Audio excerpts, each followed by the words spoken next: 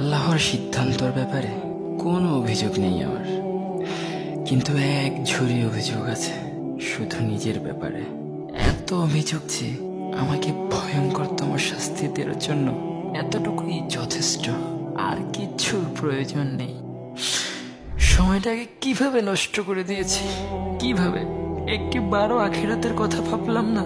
প্রতিক্ষণ প্রতি মুহূর্ত নিজেকে পাপের জগতে ডুবিয়ে রেখেছি, নিজের আমল নামা ভারী করেছি, রবকে রাগান্বিত করেছি।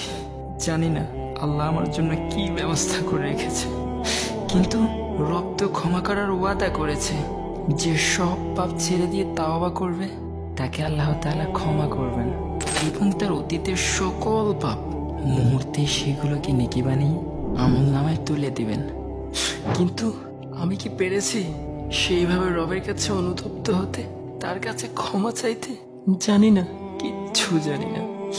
যদি না পারি তাহলে তো সব শেষ হয়ে যাবে, ধ্বংস হয়ে যাব আমি, ধ্বংস। যে ধ্বংসের চেয়ে আর কোনো বড় ধ্বংস নেই। আল্লাহুম্মা গফিরলি, আমায় ক্ষমা করুন রব। আমি আর গুনার রোদ্দুরে পড়তে চাই না। আমাকে আপনার কাছে আসার একটা সুযোগ করে দিন, তওবাকারীদের অন্তর্ভুক্ত করে দিন। নিশ্চয়ই আপনি তওবাকারীদের প্রচন্ড ভালোবাসেন। প্রিয় দিনী ভাই বোন, ভিডিওটি পারলে একটা শেয়ার করে দেবেন। হতে পারে আপনার একটা শেয়ারও কারো হেদায়েতের রাস্তা খুলে দিবে।